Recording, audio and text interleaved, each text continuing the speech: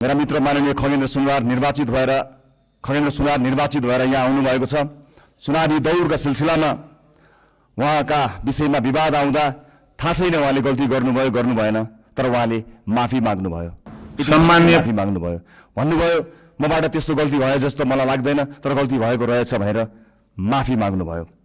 म आज सिङ्गो सदनबाट सिङ्गो देशलाई भन्न चाहन्छु, गल्ती गरेको हो कि होइन भन्दा अन्यल हुँदा खगेन्द्र सुनारले माफी मागे।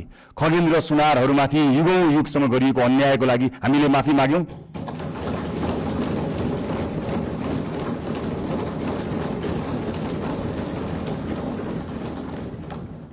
यो देशको दलित समुदायलाई मैले आज सार्वजनिक क्षमा याचनाका साथ केही भन्नु छ।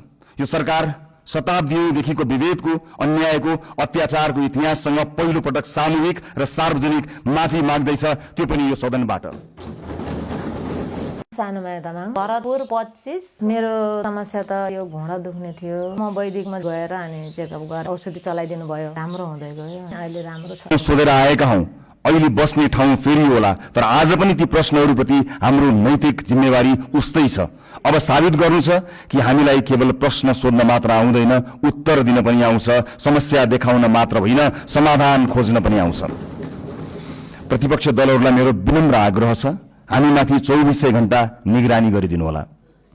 शासनमा तपाईहरूको लामो अनुभव छ, हाम्रा कमजोरी उजागर गरिदिनु होला, गल्ती देखाइदिनु होला। यदि हामीले बाटो बिरायौं भने सच्याइदिनु होला। यदि हामी जनताबाट टाढा हुन खोज्यौं भने हामीलाई जनताको आवाज सम्झाइदिनु होला। हामीबाट अहंकार नबढोस्, हामीमा कुनै अहंकार नछाओस्, हाम्रा निर्णयहरू एकतर्फ नहुन्। लोकतन्त्रमा सत्ता पक्ष र प्रतिपक्ष प्रतिस्पर्धी मात्र होइनन्, एक अर्काका पूरक पनि हुन्। एकले काम गर्छ, अर्कोले निगरानी गर्छ, एकले योजना बनाउँछ, अर्कोले परख गर्छ। हामी प्रतिपक्षको आवाज कमजोर हुन दिने छैनौं, किनकि प्रतिपक्षको आवाज कमजोर बनाइयो र उपेक्षा गरियो भने लोकतन्त्र कमजोर हुनेछ। यो हामीले अस्ति भर्खरै देखिसकेका छौं। यो संसद बहसको थलो हुनेछ, प्रतिशोधको होइन। हिजो आफ्नालाई बचाउन र विपक्षीलाई फसाउन कानून नै संशोधन गरिएको छ र अध्यादेश समेत ल्याइएको छ। त्यस्ता गलत क्रियाकलाप यथाशीघ्र सच्याइने कुरा म यो सम्मानित सदनलाई जानकारी गराउन चाहन्छु। प्रतिपक्षमाथि अहंकार र प्रतिशोधको त्यो अध्याय अब दोहोरिने छैन। आस्थाका आधारमा फरक व्यवहार हुने छैन। अब अन्यायपूर्वक विधि नै निचेर सुन्न मन लागेका कुरा नसुनौ भनेर कसैको माइक काटिने छैन। संसदीय समितिहरूमा संख्याकै बलमा प्रतिशोध र अत्याचार हुने छैन, तर सुशासनको वेग भने रोकिने छैन। न्याय पाउने पहिलो हक शहीदकी आमाको हो, त्यसलाई प्रतिशोध भन्न पाइने छैन।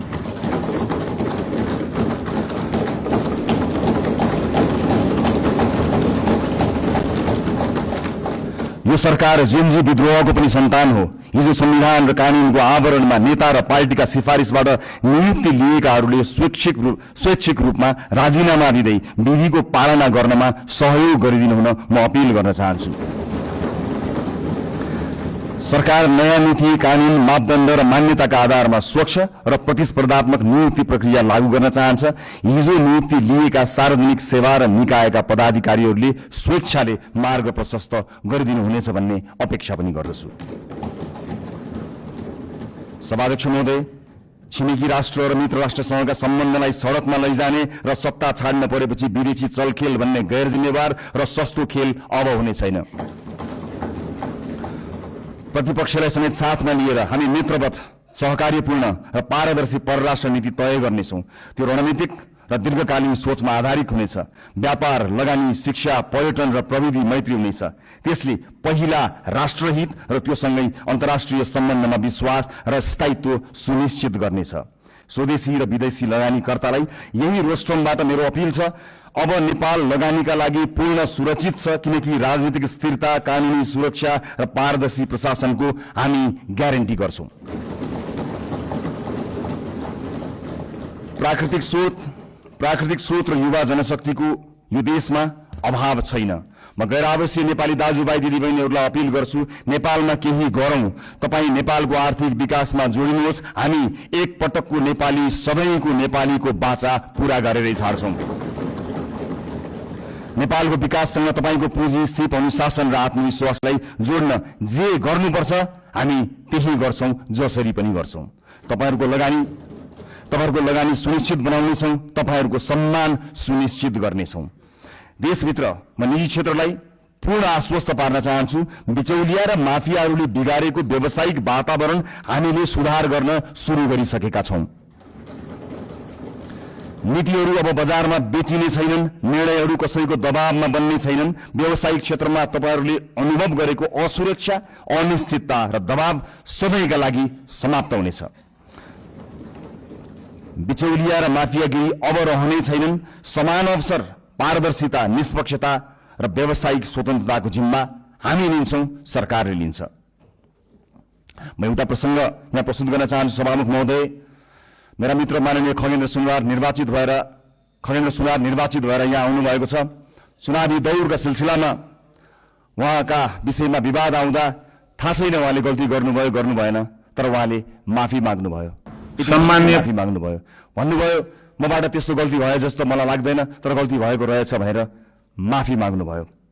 म आज सिङ्गो सदनबाट सिङ्गो देशलाई भन्न चाहन्छु, गल्ती गरेको हो कि होइन भन्दा अन्यल हुँदा खगेन्द्र सुनारले माफी मागे। खगेन्द्र सुनारहरूमाथि युगौं युगसम्म गरिएको अन्यायको लागि हामीले माफी माग्यौं।